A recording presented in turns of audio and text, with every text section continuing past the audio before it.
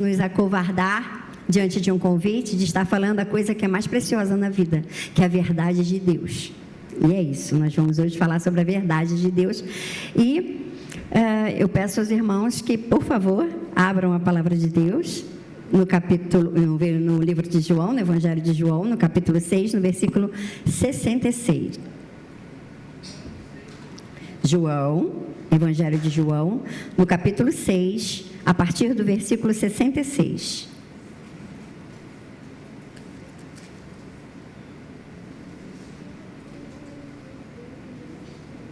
Nós vamos ler, por enquanto, até o 69, tudo bem? A palavra de Deus diz assim: à vista disso, muitos de seus discípulos o abandonaram e já não andavam com ele. Então perguntou Jesus aos 12: porventura quereis também vós outros retirar-vos? Respondeu-lhe Simão Pedro: Senhor, para quem iremos? Tu tens as palavras de vida eterna, e nós temos crido e conhecido que Tu és o Santo de Deus. Amém? Oremos. Maravilhoso Deus, muito obrigada, Senhor. Obrigada por este dia, por esta noite, pela Tua presença neste lugar. Nós queremos Te louvar, Te exaltar, Te bendizer e pedir, Senhor, que a Tua santa palavra seja, Senhor, uma bússola para nós nessa noite. Pai querido, fala aos nossos corações, prepara os nossos ouvidos, tanto físicos como espirituais, Pai, para que nós possamos ouvir a Tua verdade, Pai, e isso cair em solo fértil, um solo, Senhor, amável que é o nosso coração, Pai, e que a partir disso sejamos ainda mais transformados pelo poder que há na Tua palavra, em nome do Senhor Jesus. Amém? Amém. Aqui tem uma passagem maravilhosa, que todos nós conhecemos, né? Que nós temos a mania de dizer para onde iremos, né? Existe até uma música: para onde eu irei, Senhor, só Tu tens as palavras. Mas, para nossa surpresa, a gente observando cada vez melhor a palavra de Deus, e quanto mais a gente se debruça sobre ela, mais a gente aprende, mais a gente é transformado, mais algumas coisas acontecem no nosso interior, mais a gente manifesta o amor de Deus nesse mundo. Então, olhando assim com carinho para a palavra, a gente entende que não é para onde, é para quem. Isso faz muita diferença. Para quem iremos? Quem? Quem tem as palavras de vida eterna? Porque lugares não têm palavras, né? Eu posso ir para aqui, ou eu posso ir para lá, o Senhor pode me direcionar para ir para um outro país. Para onde? Para onde iremos? E tudo bem, e chega lá, estamos aqui, no lugar onde Deus provavelmente falou para nós irmos, e aí? Não. Aqui a pergunta é: para quem? Para quem? E aí tem todo um contexto que isso aqui aconteceu, e a gente vai voltar lá agora no Evangelho mesmo de João, no capítulo 6 agora, no versículo 1. Volta um pouquinho, a gente está lá atrás. Este é o texto básico da nossa mensagem: para quem iremos, Senhor? Né? E Pedro faz essa pergunta em vista de quê? Em vista da murmuração, em vista de vários dos seus discípulos terem abandonado após um duro discurso do Senhor Jesus. Então, lá no capítulo 6, ele começa assim: depois destas coisas. Que coisas? Isso aí é uma transição narrativa, tá? A gente começa falando depois dessas coisas, querendo dar continuidade a alguma coisa que aconteceu lá atrás. E o que aconteceu lá atrás? Eu amo Paulo quando fala em Romanos 1,16: o Evangelho é o poder de Deus para a salvação de todo aquele que crê. Porque é no Evangelho, e a gente não deve cessar de ler o Evangelho, são os Evangelhos que trazem para nós tudo aquilo que a gente precisa entender, assimilar e viver para que a gente seja salvo. É aqui, é o poder de Deus para a salvação de todo aquele que crê. Paulo tinha muita convicção sobre isso. E ele diz: de verdade, é isso aqui que salva a gente. É conhecer quem é Jesus através do que Ele veio pregar aqui, fazer aqui, o ministério dEle. Então, toda vez que a gente se debruçar sobre o Evangelho, a gente tem que prestar muita atenção, porque é a partir disso que toda a Bíblia se pauta, daqui para até Apocalipse, para que a gente possa viver uma vida plena, satisfeita, justa, de injusta medida dentro da verdade de Deus. Quando ele fala depois dessas coisas, ele está se referindo ali ao capítulo 5, porque João, ele escreve numa cronologia um pouco diferente dos demais evangelhos, que são tidos como sinóticos, porque são similares. Ele escreve um pouquinho diferente, porque ele foca na divindade de Deus, ele foca na igreja que ele sabe que vai acontecer daqui para frente, não é isso? Então, o que ele vem aqui no capítulo 5, você não precisa abrir. A primeira coisa que o capítulo 5 fala, porque ele vai falar, passadas essas coisas, depois disto, que isto, né? A gente tem aqui a cura de um paralítico no tanque de Betesda, um homem que há 38 anos estava enfermo, há 38 anos doente, esperando que alguém tivesse condições de atirá-lo na água, que era ali de tempo em tempo, para que ele fosse curado. Jesus se aproxima, é um dia de sábado, Jesus se aproxima e pergunta para ele: queres ser curado? Quer ser curado? Olha que pergunta. Quer ser curado? Eu acho isso maravilhoso do nosso Senhor. Ele pergunta: quer ser curado? Vai que não, né? Não, eu só quero que alguém me pegue e me bote ali. Não, ele existe que ele quer ser curado, mas ele depende de alguém para botar ele ali. E imediatamente o Senhor fala: levanta-te, toma o teu leito e anda. Vai.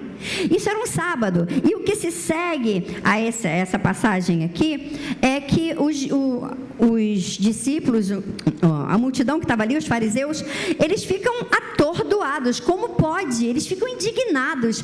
Como pode o Senhor, o Jesus, curar num dia de sábado? Não pode. E a resposta de Jesus para eles é: o meu pai trabalha até agora e eu também trabalho até agora. Meu pai trabalha, eu trabalho. Depois a gente vê lá em Mateus 12, os discípulos caminhando com Jesus, eles passam por uma seara e eles sentem fome, e aí tem espigas, e eles olham assim provavelmente para Jesus, né, como quem pedindo uma autorização. Eles estão com muita fome, tem muita espiga, mas é um dia de sábado. E aí o Senhor provavelmente os autoriza a comer, e eles comem. Isso escandaliza ainda mais os fariseus, que como pode comer espiga? Como é que pode trabalhar nesse dia? Como é que pode fazer alguma coisa nesse dia, né? Aí o Senhor fala: o Filho do Homem é Senhor até do sábado. E nós somos pessoas inteligentes e sabemos o que o sábado significava para aquele povo. Qual era o ritual do sábado? Era o dia do descanso. Quem é o nosso descanso? Quem é o nosso descanso? Precisamos do sábado? Não, temos Jesus. Ele é o nosso descanso. É por isso que não guardamos o sábado, porque temos o Senhor.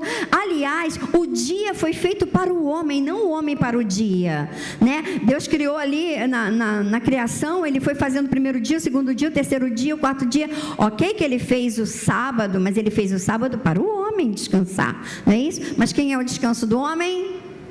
Jesus. Ele é o descanso.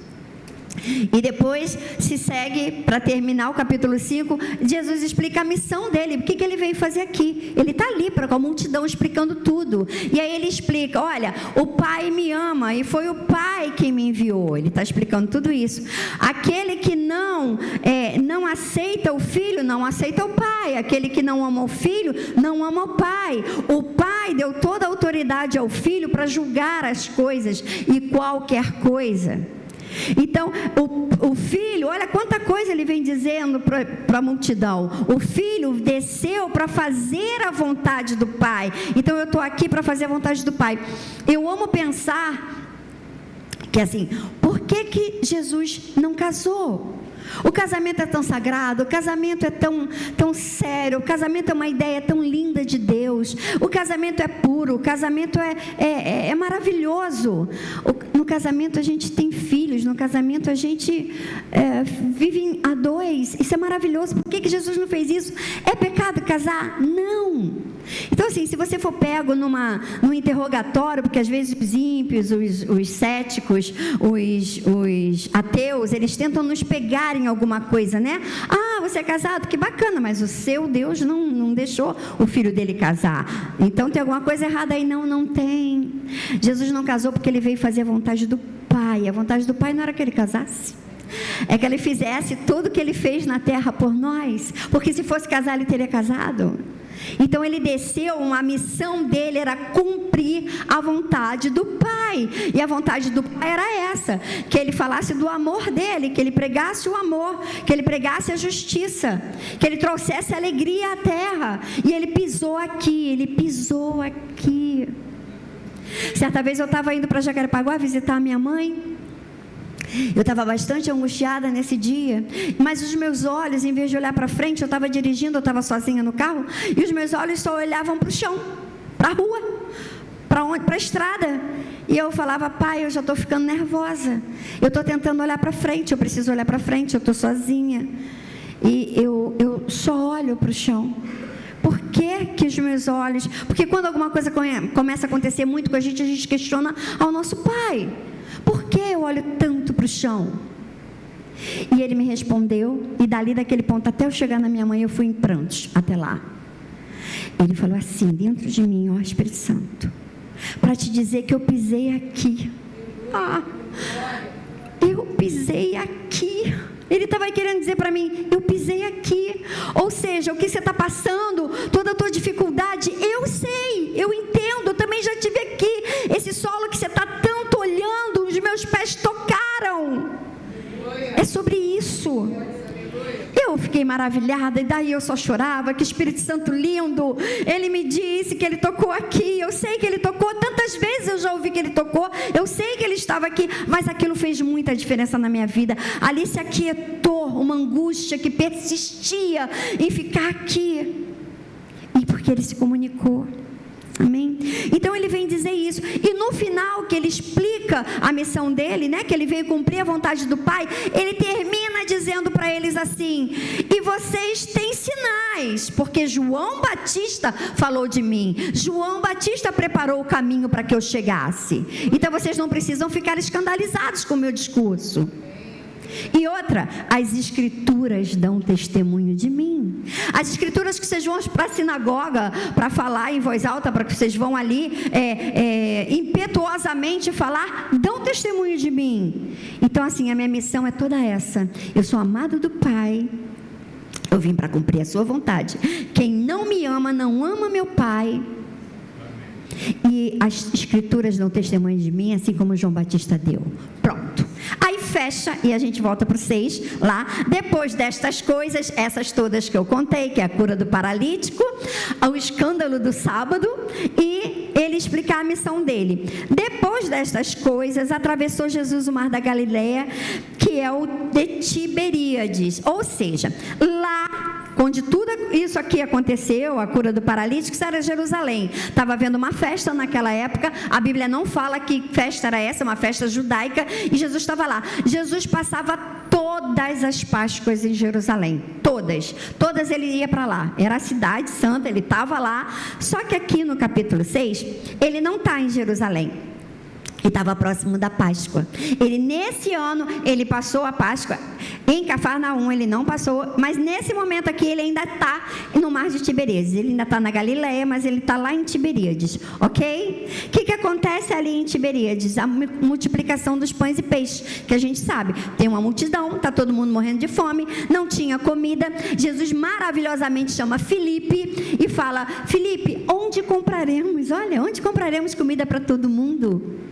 Que bacana, né? Ele conhecia os discípulos conheciam ele, e ele fez tipo uma brincadeira, né? Porque, Senhor, não tem onde comprar aqui, né? Aí André, nosso querido André, discípulo de João Batista, André, que assim, conhecia Jesus como ninguém, foi falado para ele que tinha um menino que tinha 5 pães e 2 peixinhos, e ele vai falar para Jesus: olha, tem um rapaz aqui que tem 5 pães e 2 peixinhos, e ali Jesus faz a multiplicação.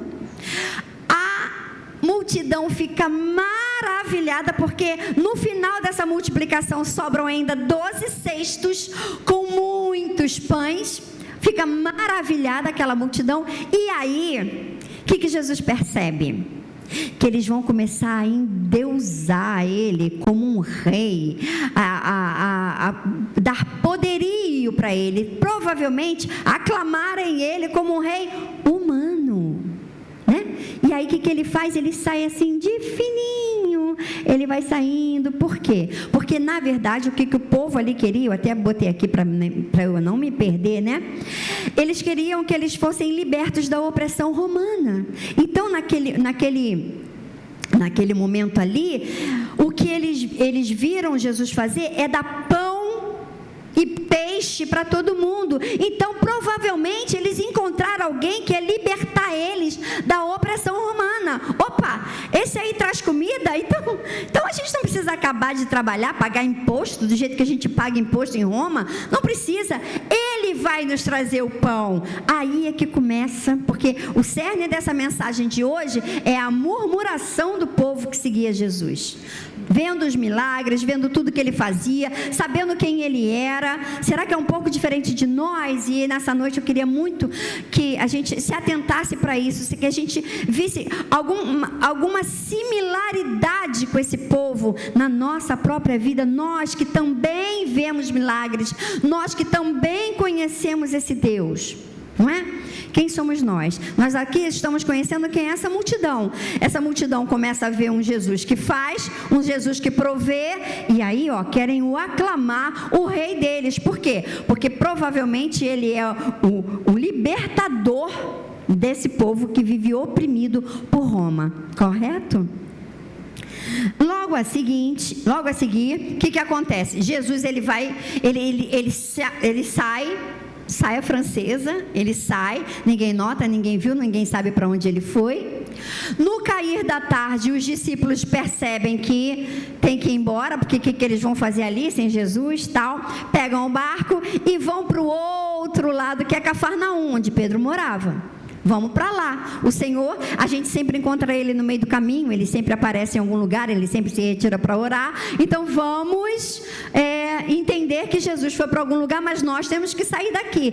Pega o barquinho. Entre Tiberíades e Cafarnaum são 8 quilômetros. 8 quilômetros. Aí a Bíblia diz que com 25 a 30 estádios, ou seja, lá no 5º ou 6º quilômetro que eles estão ali caminhando naquele barquinho até chegar a Cafarnaum, vem uma grande tempestade, uma imensa tempestade, que é a tal da tempestade que Jesus anda no mar e faz aquilo com Pedro. Só que João, ele não privilegia a questão de Pedro nessa hora. O Evangelho de João, ele tem 3 focos. Nesse sentido, desse Jesus aqui andando pelo mar, ele foca em 3 coisas: na divindade de Deus, querendo mostrar para nós, através do seu Evangelho, que ele é Deus, que só alguém divino poderia andar sobre as águas. Ele foca na coletividade, porque ele vai dizer que todos ficaram ali olhando aquilo, né? O que é isso? Ele é o mestre, ele está andando sobre as águas. Então, o foco na divindade, o foco na coletividade e no pragmatismo, porque a palavra dele, de João, no evangelho dele, diz que logo que o Senhor anda pelo mar e chega até o barco, a tempestade cessa. E porque a tempestade cessa, eles logo chegam a Cafarnaum. Tudo bem? Entendido até aqui? Então, ele é divino, ele age em forma coletiva porque ele favorece a todos, e ele é pragmático porque ele resolve, e resolve logo. Amém? Deixa eu virar minha Bíblia que eu não virei, né? Passada esse capítulo aqui, esse versículo que ele anda sobre o mar, aí vem Jesus, o pão da vida. Esse é o discurso que faz com que a sua multidão toda o abandone. É aqui que a gente vai chegar, porque nós iniciamos dizendo, Pedro perguntando, para onde iremos? Jesus perguntando, vocês querem também retirar-vos? Agora já contextualizei onde a gente está, e aí depois disso, os discípulos, a multidão encontra com eles lá do outro lado e ainda perguntam para ele, mestre, quando é que você chegou até aqui? Como é que você chegou até aqui? Porque eles ficam intrigados. Ele estava lá em Tiberíades, a gente percebeu que eles não estavam mais, os discípulos nem Jesus, então fomos andando até Cafarnaum, chega lá, mais ou menos 25 a 30 minutos andando, de lá pela estrada até Cafarnaum, mas eles chegaram. Quando chegaram, encontraram Jesus lá. Quando foi que tu chegaste aqui? Como foi? Eles estavam realmente assim, atrás de Jesus, porque Jesus multiplicava pão, Jesus fazia milagres. Então eu quero esse Jesus para mim. Aí Jesus andou sobre as águas, mas só os discípulos viram. Chegou do outro lado, quem está lá? Jesus e seus discípulos. E a multidão todinha lá de novo. Só que Jesus agora começa um discurso de que Ele é o pão da vida. Vamos lá? Vê comigo o capítulo 6, a partir do versículo 25.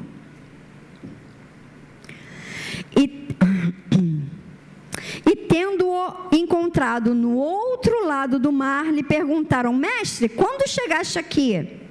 Respondeu-lhe Jesus: em verdade vos digo, vós me procurais, não porque vistes sinais, mas porque comestes dos pães e vos fartaste.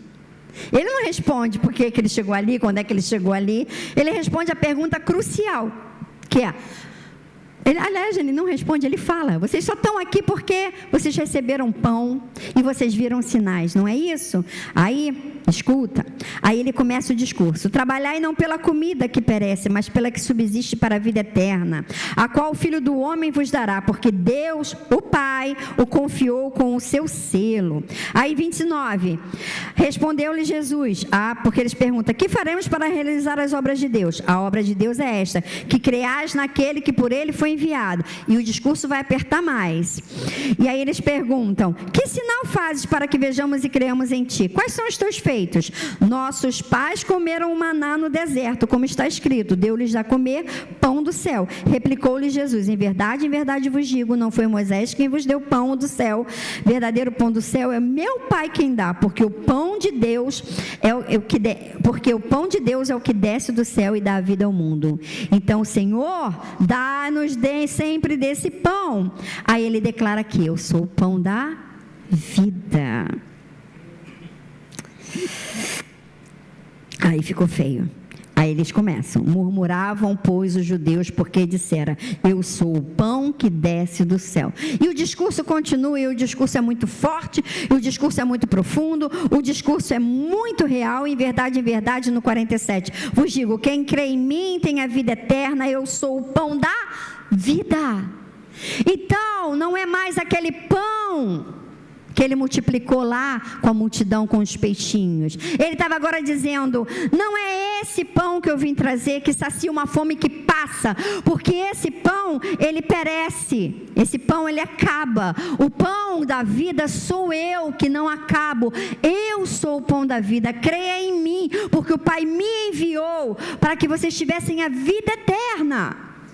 E a vida eterna, a gente sabe qual é a vida eterna. É que Deus é o único verdadeiro Deus e Jesus Cristo é o Filho desse Deus. É o Salvador da gente.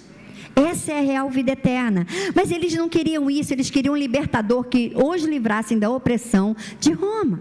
Eles estavam pensando que vinha um Salvador todo aparatado para vencer uma guerra que era física e não espiritual, mas o homem, ele estava caído em todos os seus delitos e pecados, assim como nós.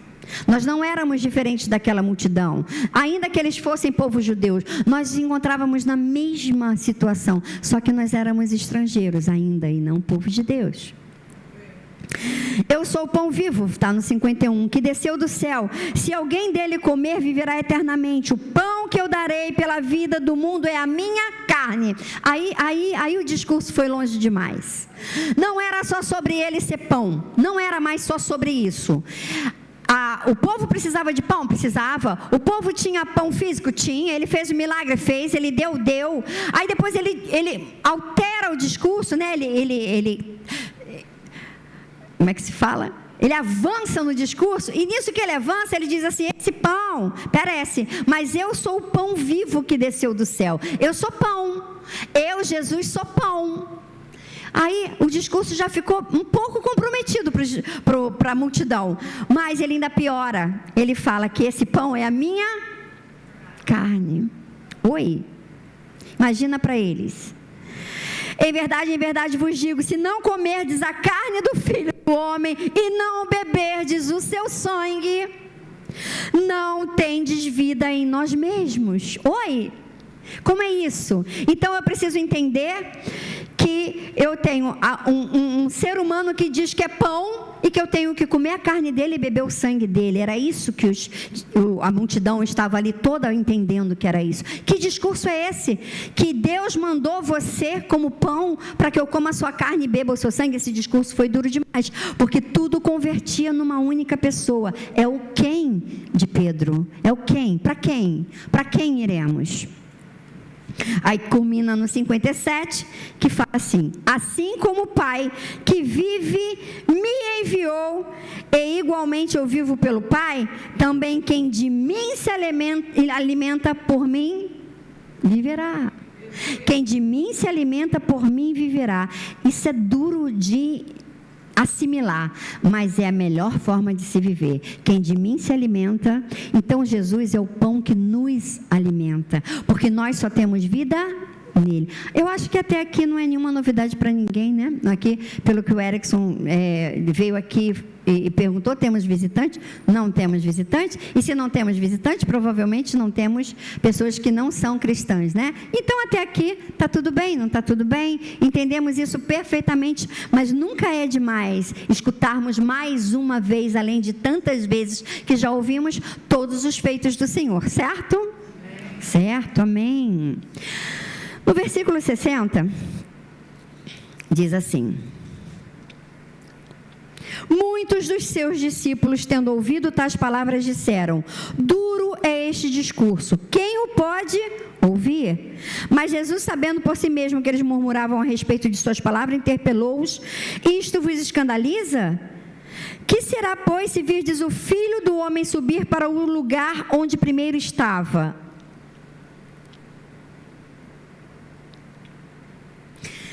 Eu amo saber que Jesus estava lá. Paul Washer, eu amo esse pregador, Paul Washer. Não sei se vocês, eu ouço muitas mensagens de Paul Washer. Paul Washer, certa vez, numa pregação que eu vi há muito tempo atrás, Paul Washer falou assim: que diferença faz? Que diferença faz? Jesus estava com o Pai, desceu à terra e voltou com o Pai. Está lá com o Pai até hoje. Glória e glória. Para que isso?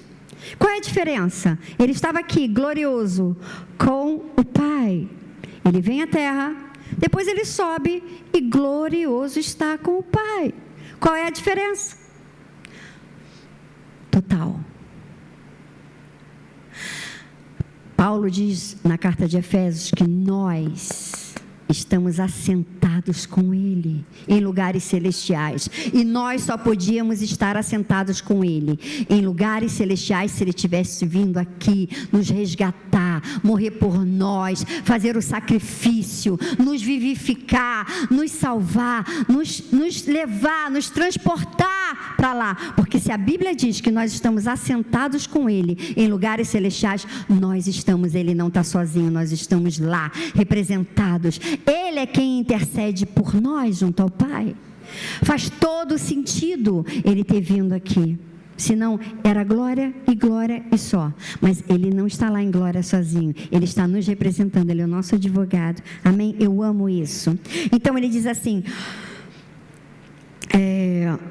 que será, pois, se virdes o Filho do Homem subir para o lugar onde primeiro estava? O Espírito é o que vivifica, a carne para nada aproveita. As palavras que eu vos tenho dito são Espírito e vida. Contudo, há descrentes entre vós, pois Jesus sabia desde o princípio quais eram os que não criam e que o haviam de trair.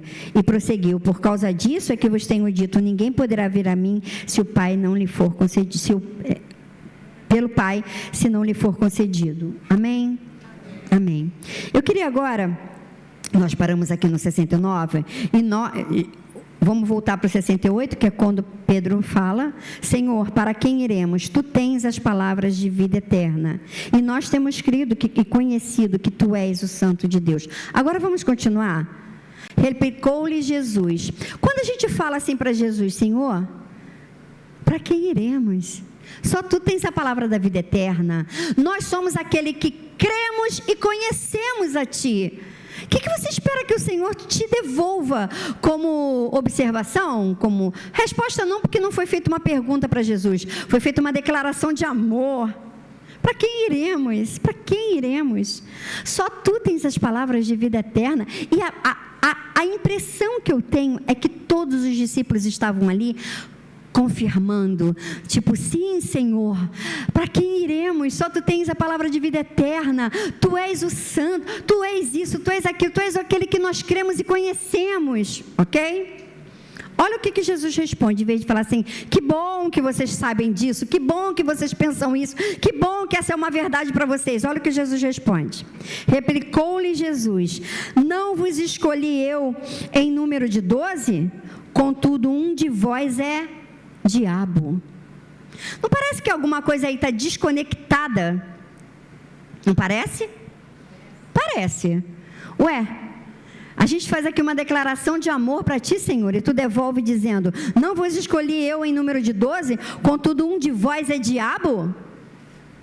Marcos 1, por favor, abramos a nossa palavra a palavra de Deus em Marcos, capítulo 1.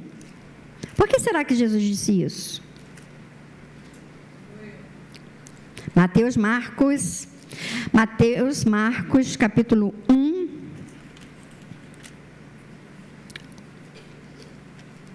Vai lá no versículo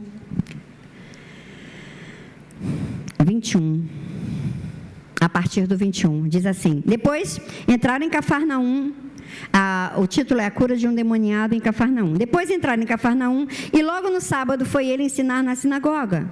Maravilharam-se da sua doutrina, porque os ensinava como quem tem autoridade, não como escribas. Não tardou que aparecesse na sinagoga um homem possesso de espírito imundo, o qual bradou: que temos nós contigo, Jesus Nazareno? Vieste para perder-nos? Bem sei quem és, o Santo de Deus. Guarda isso. Mas Jesus o repreendeu, dizendo: cala-te e sai desse homem. Então o espírito imundo, agitando-o violentamente, bradando em alta voz, saiu dele. Volta lá, em João 6. Só 2 vezes em todos os evangelhos, nos 4, alguém chama Jesus de Santo de Deus. Agora, aqui no final do discurso de Pedro, ele fala assim: e nós temos crido e conhecido que tu és o Santo de Deus.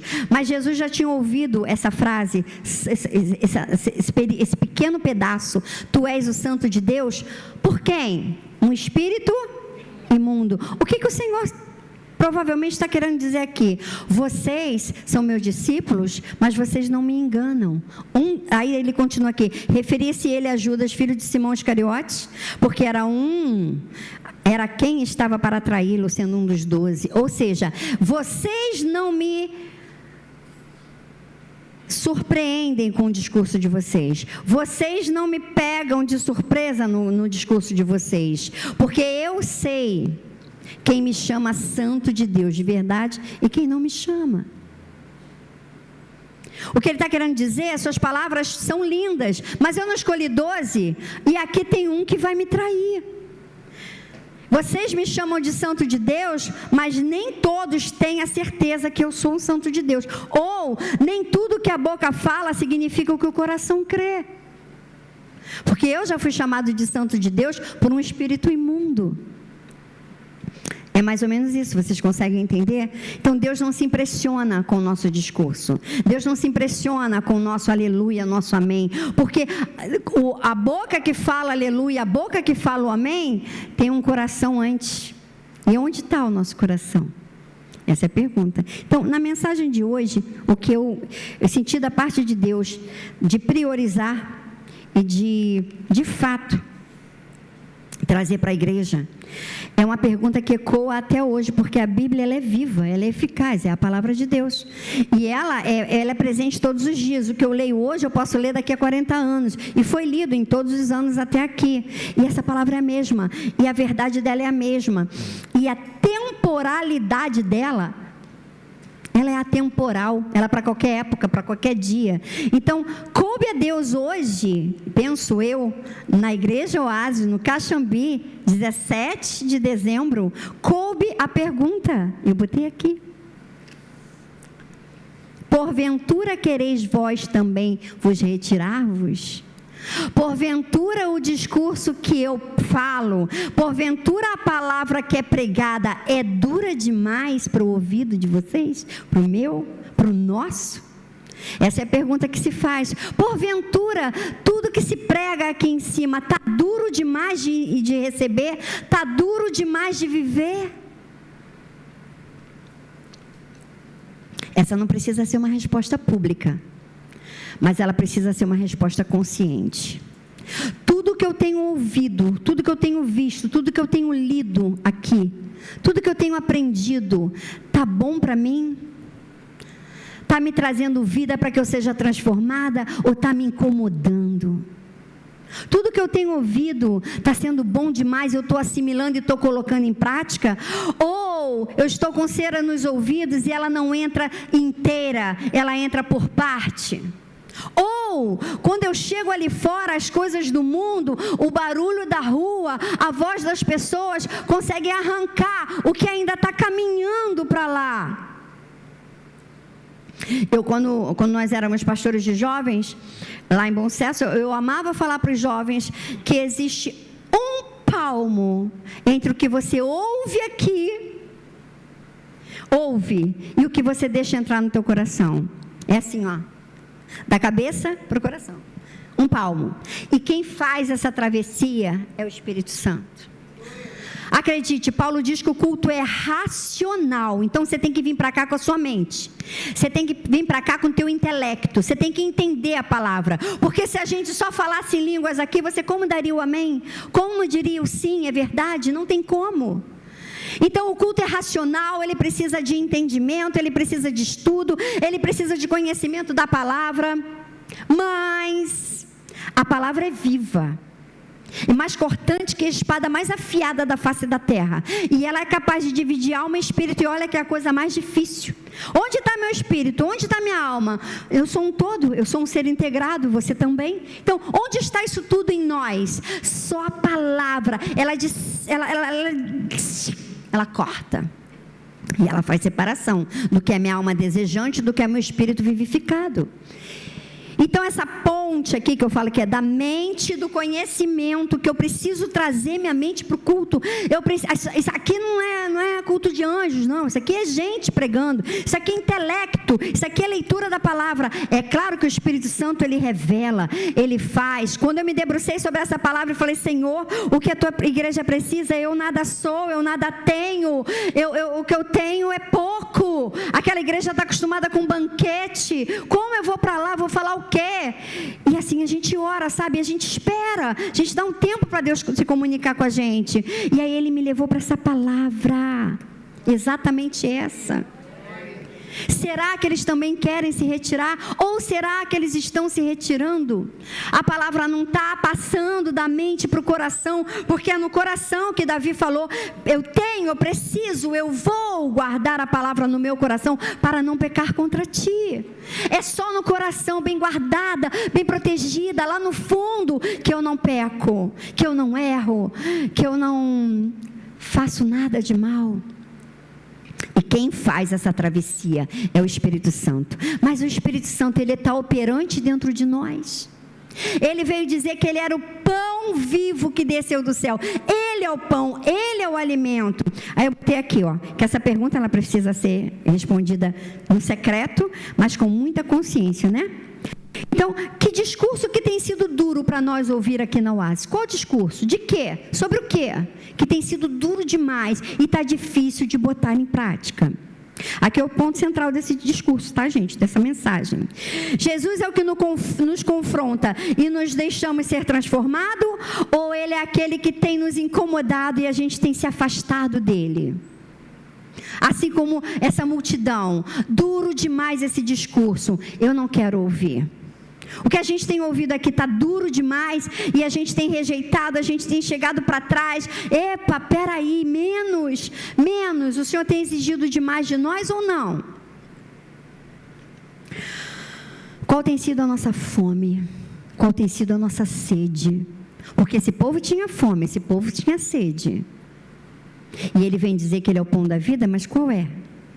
Eu botei aqui, estamos raquíticos espiritualmente ou fortes o suficiente para discernirmos as coisas que estão nos acontecendo? Sabe o que acontece? Quando Jesus não é o pão diário, quando Jesus não é o pão vivo na nossa vida todos os dias que a gente busca Ele, a gente fica raquítico. Gente, nós temos comido muito acerca das mesas dos shoppings, sim ou não? Sim ou não? Nós nos fartamos de comer pizzas, de comer hambúrguer, de comer salgadinho, de tomar milkshake, de comer sorvete, e o nosso corpo está todo inflamado, sim ou não? Estamos inflamados, estamos obesos, sim ou não? E o nosso espírito raquítico, porque se nós estivéssemos recebendo de fato na nossa vida, por vontade, por liberdade que temos, por pedido, Senhor, vem, por meditar nessa palavra aqui todos os dias, nós teríamos mais cuidado com o nosso corpo, com aquilo que a gente come, com aquilo que a gente bebe. Se a gente está desmedido, se a gente está impulsionado aos desejos da carne, se a gente está impulsionado a fazer as nossas vontades para que o nosso corpo fique bem, estou satisfeito, comi muito, estou bem, vi minha série, estou abastecido, o nosso espírito deve estar raquítico. Nosso espírito está passando fome. Porque se nós estivéssemos observando essa palavra, não faríamos tanto o desejo da nossa carne, não satisfaríamos tanto ela como a gente tem feito ultimamente. A gente vive numa cultura do não sofrimento, qualquer coisa para não sofrer, e toma o citalopram, e toma Rivotril, e toma qualquer coisa, e eu preciso dormir, porque eu não estou dormindo, eu estou dormindo tarde, eu acordo cedo, eu tenho insônia. Por que será? É o pão vivo que desceu do céu, que está habitando no nosso interior? É Ele que está nos satisfazendo, que fazendo com que a gente deite, pegue no sono, que o Senhor nos guarda quando a gente dorme. Olha o número de preocupações e angústias que a gente vive no mundo de hoje. Será que a gente tem comido de fato desse pão vivo que desceu do céu, que é Jesus? Estamos raquíticos espiritualmente? Temos respostas suficientes que justifiquem essa nossa fome exagerada em torno dessas mesas? Estamos com fome de quê? Se estamos cada dia mais inflamados e clamando por cura. A gente vive pedindo cura, mas a gente vive fazendo tudo errado. Será que a maioria dessas curas que a gente pede não fomos nós mesmos produtores dela? Nós, produtor de mal-estar? A nossa gastrite não é de tanta gordura que a gente come? Será que não é isso? O nosso colesterol não está alto porque comemos gordura? Porque não damos voz ao pão do céu, ao pão vivo que habita em nós e pode nos comunicar a vontade do Pai. Que tenhamos mais cuidado com nós mesmos, quiçá com os outros, quem somos nós para o outro? A pergunta ainda ecoa: e vocês? Querem também se retirar? Qual o grau da nossa fome? Não pelo pão de hambúrguer, mas pelo pão da vida, que sacia. Estamos perecendo em nossos moldes de vida letárgica. Sabe o que é uma letargia? Sabe o que a letargia faz? É um desânimo, é uma diminuição da consciência. Então, quando estamos letárgicos, é como se estivéssemos anestesiados, é como se tivéssemos ligados o piloto automático e a nossa vida estivesse indo por si só. Sabe quando o piloto desliga ali o negócio e bota no automático? Ele pode sair, ele pode andar pelo avião, ele pode te cumprimentar, ele pode ir no banheiro fazer pipi, ele pode comer, porque está no automático, vai. Parece que a gente está vivendo uma vida letárgica, no automático. Então deixa, domingo tem igreja, aí eu pego a minha Bíblia no domingo de manhã para vir à igreja, porque até a quarta-feira, ou quiçá até o outro domingo, ela vai estar colocada no mesmo lugar que eu deixei quando eu cheguei da igreja. Sim ou não, igreja? E o pão vivo que desceu do céu está lá, parado, porque a palavra, Jesus e a sua palavra é um só. Deus, o Espírito Santo, Jesus, a palavra, é tudo uma coisa só. Então assim, qual é o meu alimento? Fica sendo o quê? Aquilo que eu já sei? A nossa mente é bombardeada a todo instante. Nós somos esponja, nós somos sensoriais, tudo entra, e na velocidade que a gente não tem ideia. Como somos sensoriais, como tudo que ouvimos, vemos, pegamos, tocamos, cheiramos, entra numa velocidade sem igual e forma tudo aquilo que pensamos. Aí Paulo tem o trabalho de escrever aos Romanos no capítulo 12, no versículo 2, mas renova a sua mente na palavra, para que você possa experimentar a boa, perfeita e agradável vontade de Deus. É a palavra que faz renovar a nossa mente, tão caída, tão deturpada, tão ruim e tão embombardeada com TikTok, com Reels, com internet, com Instagram, Facebook nem tanto, mas o que é isso? O que é isso? O que a gente está fazendo? E a letargia, e essa vida monótona, e essa vida que espera só o pastor Jason pregar aqui, ou os outros pastores no domingo, e está tudo certo, cumprir com o meu protocolo de igreja, está acabando com a gente, está nos deixando letárgica. Isso significa diminuição de consciência, e quanto mais a minha cognição, a minha consciência diminuída, mais eu pereço e eu vou para o buraco, porque a vida sempre dá mais do mesmo. A vida dá mais do mesmo. Se é ruim, mais ruim. Vocês estão me entendendo? O discurso está duro, esse discurso está servindo para mim, gente. Eu estou aqui só tentando ser boca de Deus, mas o discurso é para mim também. Amém?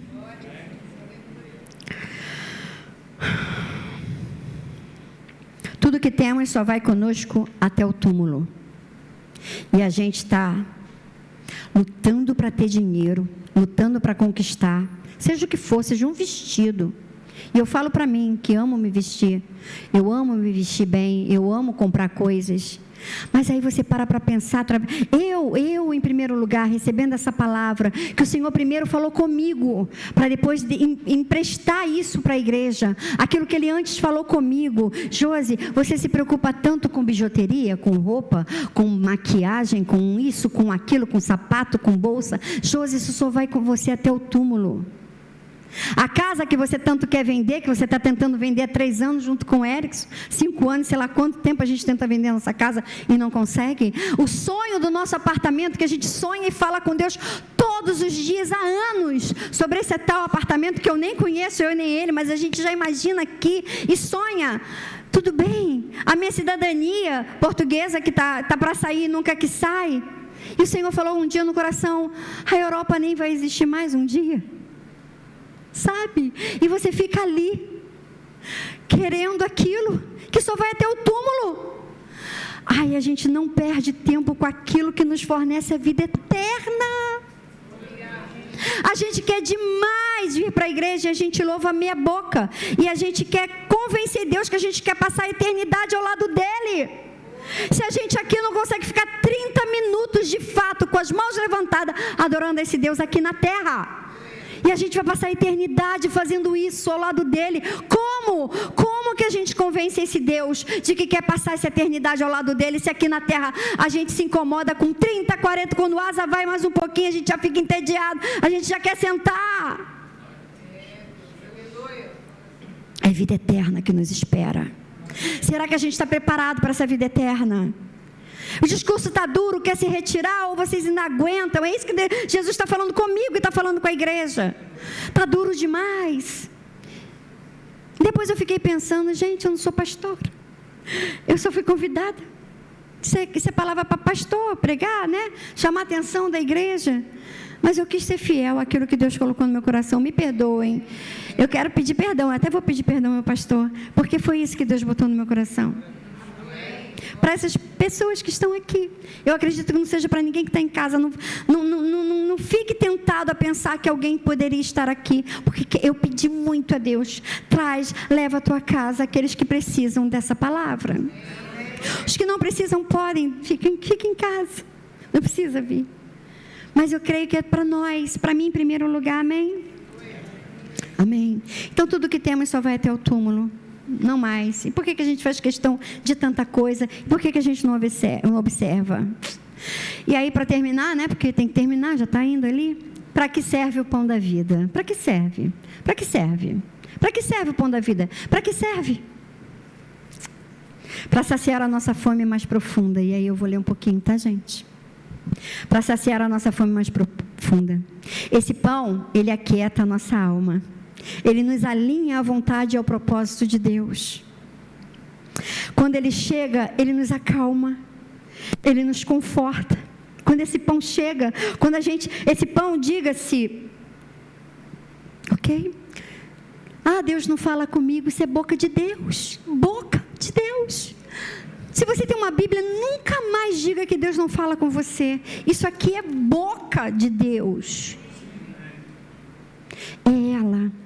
Jesus, no capítulo 17 do Evangelho de João, é o único momento ali, João, óbvio, né? Pensando na divindade, pensando na coletividade, no pragmatismo da igreja de Jesus, ele escreve, ele estava próximo à oração que Jesus fez. E ele faz assim: Senhor, João 17, 17, diz assim: Senhor, olha a oração dele, do meu Jesus, do seu Jesus, do pão da vida, para o Pai: santifica-os na verdade, a tua palavra é a verdade. Olha que coisa mais linda.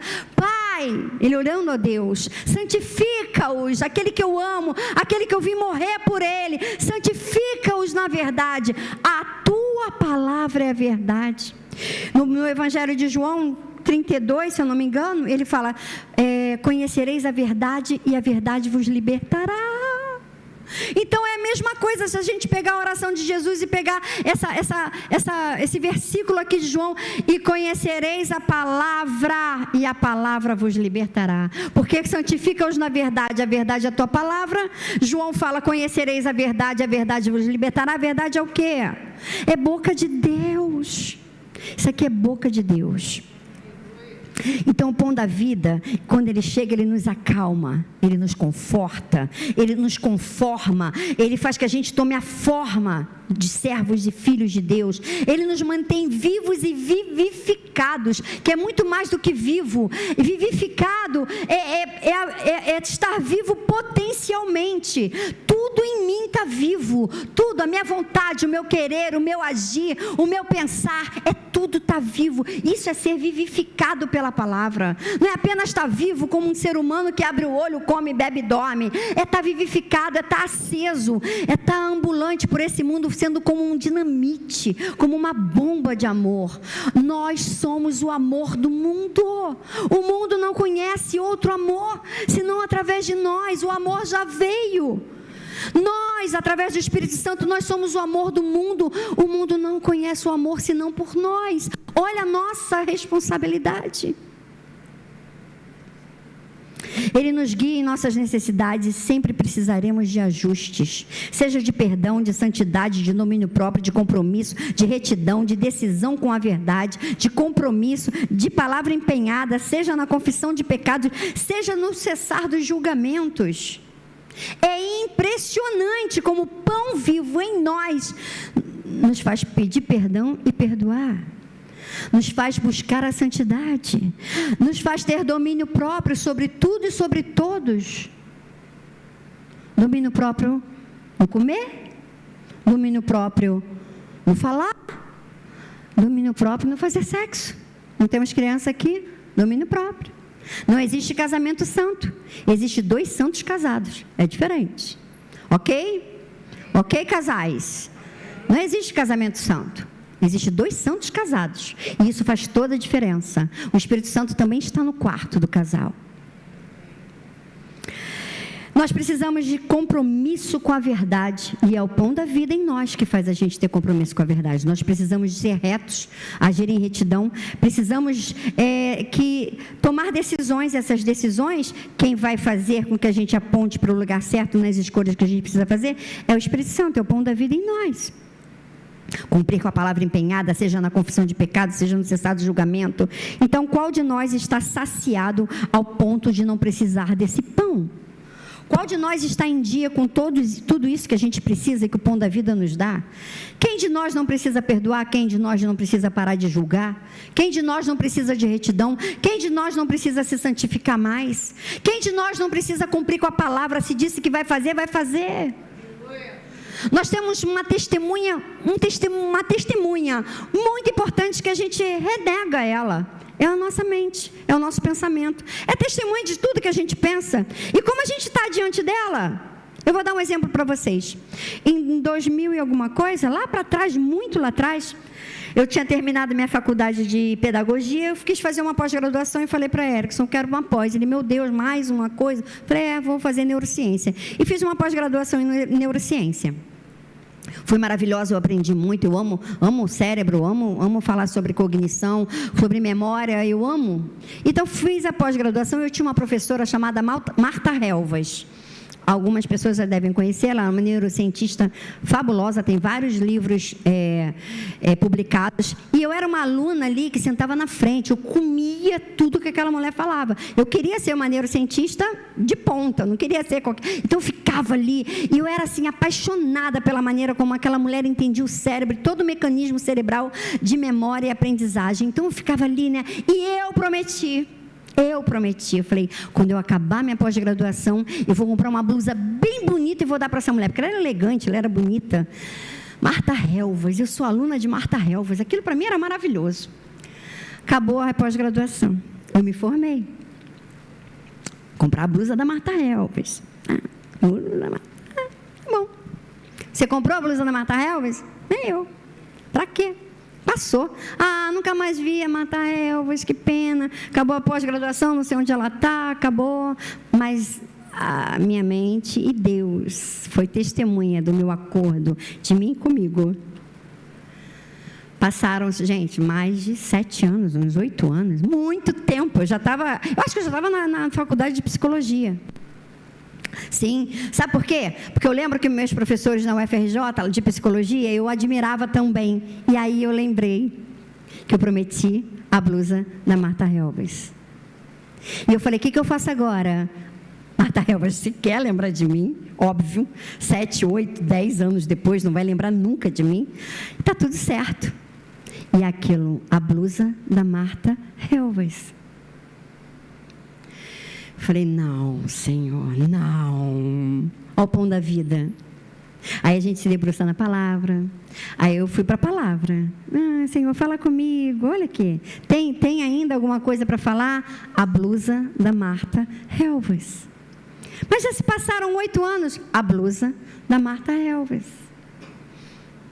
Senhor, isso vai me dar um trabalho. Silêncio. Entra na internet, procura Marta Helvas, onde Marta Helvas está, onde ela está, ela ainda é neurocientista, ela está no Brasil, ela ainda dá aula, quem ela é, encontro Marta Helvas, passa um textão, sou cristã, serva de Deus, aí você se humilha, né? Aí você vai, é para fazer, faz direito. A senhora era uma professora maravilhosa, eu era apaixonada pelas suas aulas, queria eu ter o potencial da senhora e prometi que daria uma blusa linda para a senhora. Só que eu não fiz, mas sendo cristão, não foi, meu amor? Foi um texto gigante, que eu não sei como a Marta Helvas teve coragem, acho que foi no Facebook que eu achei ela. Eu fui na loja, eu comprei. Isso, gente, é para a glória de Deus, não estou aqui me vangloriando de ter feito isso, não. Estou dando um exemplo para vocês. Comprei a blusa mais linda que eu pudesse pagar de cara, de bonita, a cara da Marta Helvas. Falei para ela, senhora, por favor, me permita lhe entregar. Marcou o lugar, eu não fui, porque eu não pude, mas Erickson levou para mim. Levou a caixa bonita, tudo. Ela falou, no lugar tal, na hora tal. Falei, meu marido trabalha na cidade, ele pode encontrar com a senhora? Pode. Depois ela postou a foto da blusa, contou a história no Facebook dela, de uma aluna dela, e que honra que ela teve, que ela amou a blusa deu nela, era linda, da cor que ela queria, e eu fiquei, graças a Deus, bem com Deus. Por que Deus está me fazendo lembrar essa história? Pode ser que você tenha empenhado a sua palavra com alguém, com alguma coisa, e nunca tenha cumprido. Mas não se esqueça que o seu pensamento, a sua mente é testemunha. E Deus mais ainda, né? Porque Ele mora em você. Então Ele sabe o que a gente promete e não tem tempo, pode ter passado 1000 anos. Vasculha o teu coração, vasculha a tua mente e pede para Deus, se está oculto, que venha à tona o que eu preciso cumprir com a minha palavra. Então, para quem iremos nós? É para quem, gente, não é para onde, é para quem. E onde eu botei aqui, onde é geográfico, onde é espacial, e quem é identidade, é pertencimento, é habitar na própria verdade. Então, para quem iremos? Para quem? Para quem iremos? acabando.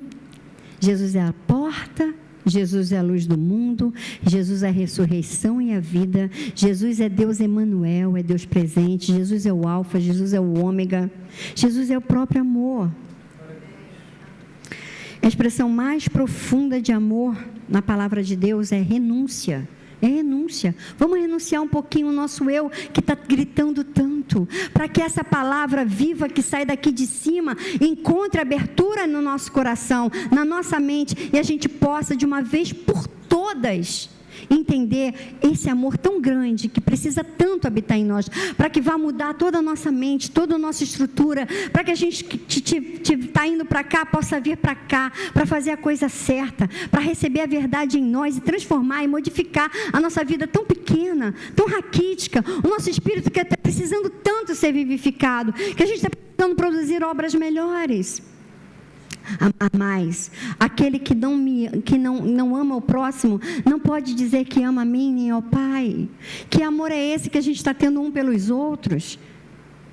A pergunta que fica: Jesus me ama ou gosta de mim? O que vocês acham? Ele me ama ou gosta de mim? Ele me ama. Tem uma diferença muito grande entre gostar e amar. O gostar é egoísta. O gostar é uma pulsão do desejo. Eu acho que eu coloquei aqui, não sei. Gostar busca o próprio interesse. Gostar envolve prazer e satisfação. Gostar envolve a emoção. Eu gosto hoje, amanhã eu não. Mas amar não. Amar é uma entrega irrestrita. Amar prioriza o bem-estar do outro. Não depende de mérito. É um ato de obediência. O amor persiste apesar das falhas. O que a gente tem sentido pelo próximo? É amor ou é gostar? Deus me ama ou gosta de mim? Porque Ele pode ter um amor desgostoso por mim. Pode. Ele pode me amar e não estar gostando do meu proceder. E a gente tem que parar para ver isso. Então, o amor de Deus, a forma mais pura e mais profunda do que significa amor, é renúncia. Será que a gente tem vivido uma vida de renúncia? Ou tem virado a boca, os olhos e o corpo e tudo nosso para quem a gente não gosta? Não é sobre gostar, é sobre amar. Então, a pergunta que fica: para quem iremos? Amém? Amém. É isso.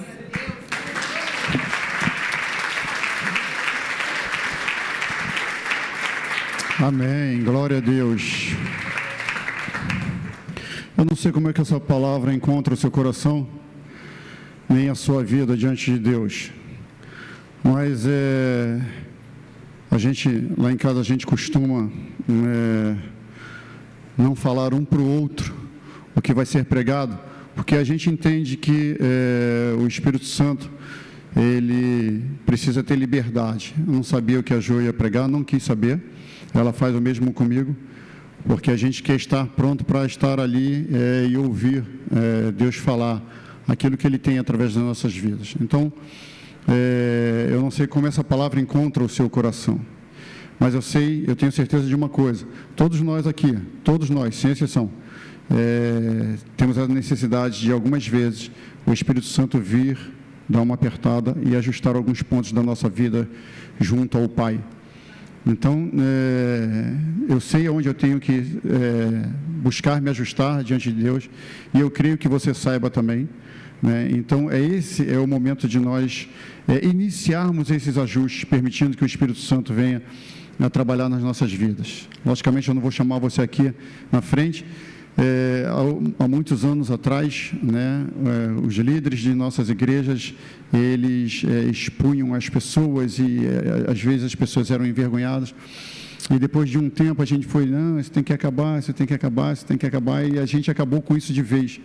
Mas eu acho que vir à frente é uma maneira de dizer assim: Senhor, eu quero começar a descer os degraus na direção daquilo que Tu tens para mim.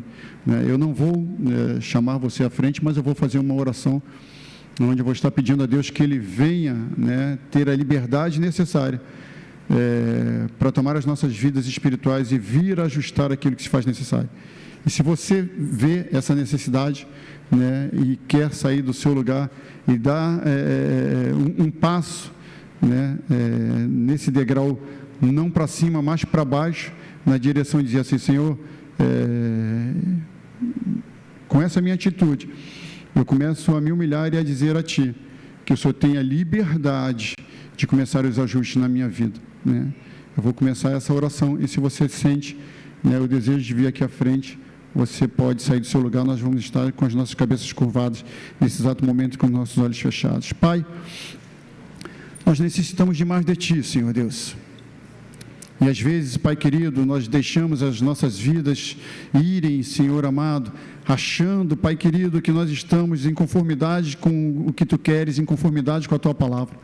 E Tu levantas, Senhor Deus, alguém, Tu traz alguém, Senhor Deus, ao púlpito da Tua igreja, para nos mostrar, Senhor Deus, que nós necessitamos, Pai querido, dar alguns passos para trás, Senhor Deus, olharmos, ó Deus e Pai Todo-Poderoso, onde nós deixamos, Senhor Deus, cair o nosso primeiro amor, voltarmos a Ele, Senhor Deus, para que Ele venha como o pão da vida, nos ensinar, Senhor Deus, e nos mostrar, Pai querido, que em determinadas áreas das nossas vidas, Pai querido, talvez em muitas áreas das nossas vidas, Pai amado, a gente precise, Senhor Deus, Te pedir perdão, Senhor Deus, entregar a Ti, ó Deus e Pai Todo-Poderoso, e Te pedir, Senhor Deus, vem nos ajustar, vem fazer a Tua vontade. Nós estamos aqui esta noite, Pai querido, fazendo isso.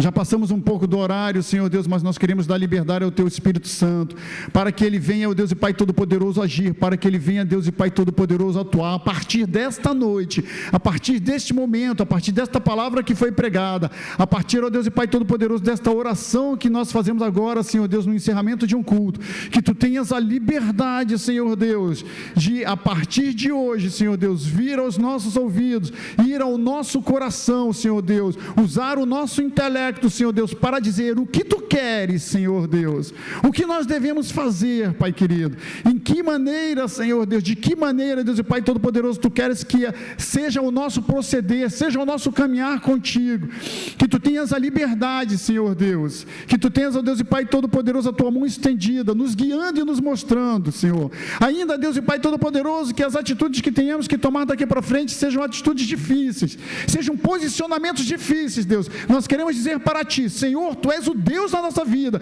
Tu és o nosso Senhor, que Tu venhas a fazer a Tua vontade e não a nossa, Senhor Deus, que seja, Senhor Deus, segundo o Teu querer e não o nosso, Pai querido, que o Teu Espírito Santo tenha liberdade, Senhor Deus, e que o nosso Espírito, Senhor Deus, ele esteja pronto, preparado para receber a Tua mensagem, a partir do que foi pregado aqui, Pai querido. Tu és o pão da vida, Senhor Deus, que Tu venhas, ó Deus e Pai Todo-Poderoso, nos modificar, nos transformar, Deus, para que nós possamos andar, Senhor Deus, segundo a Tua perfeita vontade. Não, Senhor Deus, segundo o que o mundo está mostrando, não, ó Deus e Pai Todo-Poderoso, segundo aquilo que nós temos visto lá fora, mas segundo o que diz a Tua palavra, Senhor Deus, sejamos nós preenchidos pelo Teu Espírito Santo em totalidade. Nós Te agradecemos por tudo que Tu fizeste por nós hoje, Senhor Deus. Nós Te agradecemos, ó Deus e Pai Todo-Poderoso, por todos os hinos, Pai querido, que eu creio, Senhor Deus, que chegou ao trono de Tua glória, pela palavra que foi pregada, Senhor Deus, e pela liberdade que o nosso coração, Senhor Deus, dá a Ti hoje, para que Tu venhas a fazer a Tua vontade. Leva-nos debaixo da Tua santa paz, nos abençoa, nos guarda, nos protege, nos livra de todo mal, e que a Tua vontade prevaleça em nosso ser, Senhor Deus, é o que nós desejamos. Te pedimos e Te agradecemos por tudo, agora e para todo sempre, no nome santo e poderoso do nosso Senhor Jesus Cristo. Amém e amém. Que Deus abençoe a sua vida rica e abundantemente.